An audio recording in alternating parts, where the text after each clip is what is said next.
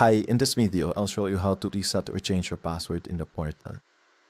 There are two options: presetting the password in the system via email or changing it inside the portal. You can reset your password in three ways.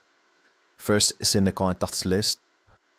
You can click the fingerprint icon of the selected contact. Second is the reset portal password under actions button. And third is the fingerprint icon in the portal link field. So to change your or to reset your password, click reset portal password and then confirm. Once you confirm, a system generated password is emailed to the contact's email, and the one that triggered the reset portal password will be CC'd. Now go to your portal, copy the temporary password provided, and then log in with your credentials.